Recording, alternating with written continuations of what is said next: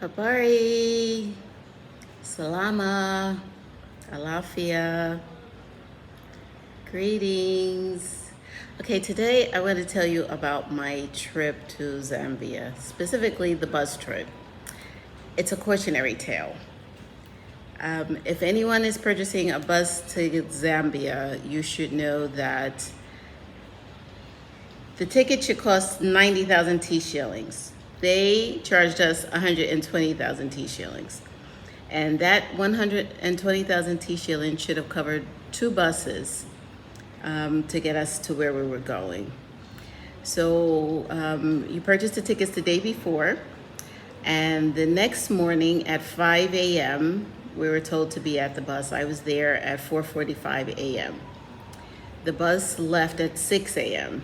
You know, CPT runs rampant here, as well as the US and everywhere else you find CP people. So the bus left at 6 a.m. We drove for about 5 hours before we had a rest stop.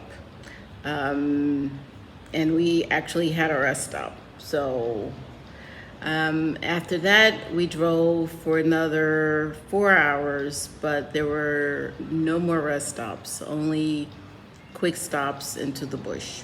It gets very cold at night, like really cold on the bus at night. So if anyone is traveling, if remember to bring your pillow and your blanket and all sorts of comforts, creature comforts, because they are not easily found along the road. There you will find food, you will find vendors, just selling their wares along the road, food cooked on the side of the road. And if you like that, then you'll be fine. Otherwise, I suggest you pack, which I did, your snacks, a little sandwich or something, your water, whatever you need to get you through this long journey. So at one of the pit stops, no, actually on two of the pit stops, they tried to leave me. My companion had to yell at the bus driver, like, you can't just leave her. I mean, for me, like, it took me a minute to find somewhere, I'm not used to that. Like, I didn't know what to do. It was a little different. So I guess I was a little slower than everybody else. And they seriously tried to leave me on two occasions. So if you're going to do it, be fast, because they're serious. There are no warnings. They don't say, we're going to stop here for 5 minutes. You have 3 minutes. Nothing. Everybody else knows, like, this is my first time, like, work with me. So we had the long ride. We got to the first stop. They stopped driving at night. So at about 11 o'clock, the driver pulled over, and, some people slept on the bus, others found a hotel. And we just stayed on the bus because we didn't know all this was going to happen. And at about 6 o'clock, we woke up and we were waiting for the driver to start driving again, because we knew we had to get to immigration. So at about 9 o'clock, I asked the driver, what time are we getting to where we're going? And he said that I had to go into the office, which was like right in front of him. So we went into the office and we were told that we had to take a vehicle, a bajaji or a cab, to immigration, which was about 5 minutes away. So some guys helped us with our luggage and they drove us to immigration. So when we got to immigration, we had some issues. The whole process was a little slow, so we were there for maybe 40 minutes.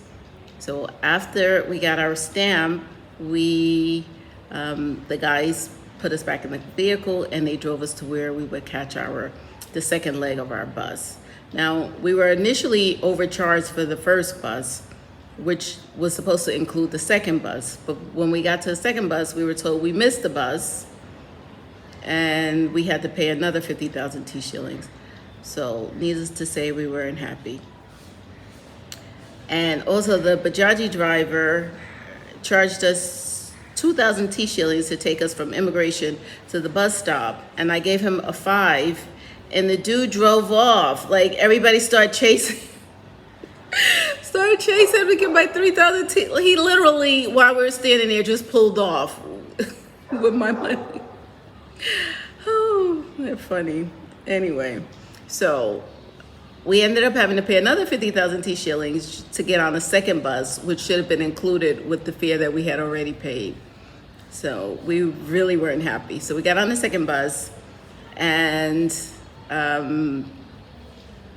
that bus drove for about 9 hours and broke down.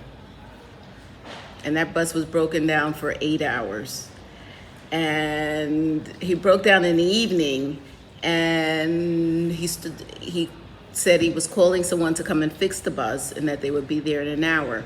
So we waited and we waited, and like 2 hours later, someone showed up to fix the bus. By this time, it was like 11:30 p.m.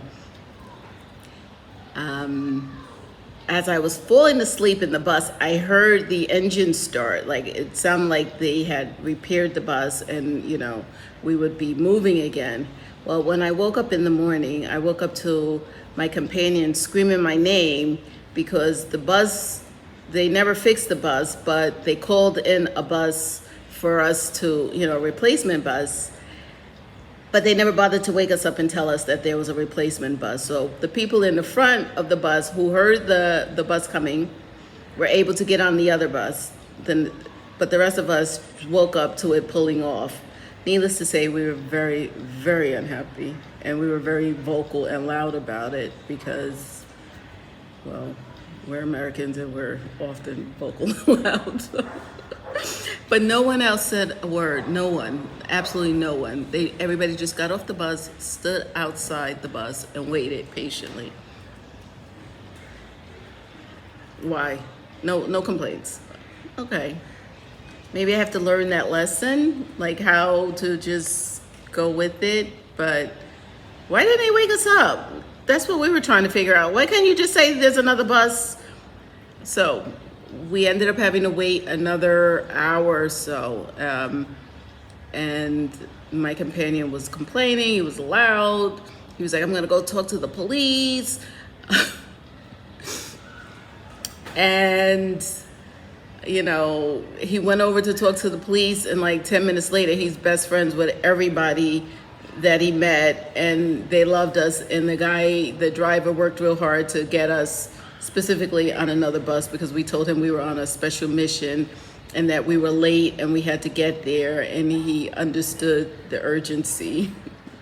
So he found a ride for us. He got us on another bus and we were off. It was a very interesting trip. So the second bus, that was the third bus because the second one broke down. And it took us to a spot and we had to get on a fourth bus. And the fourth bus was plush. It was a double decker. It was comfortable. It had all the comforts that we needed. And we got there eventually. Needless to say, when I got to Zambia, I had a fantastic time. I met some amazing people. It was a whole nother experience. And I like Zambia a lot. Would I get on the bus again? Probably not. But that doesn't change the fact that it was an experience, and I included some pictures and video, and I hope you enjoy it. Cautionary.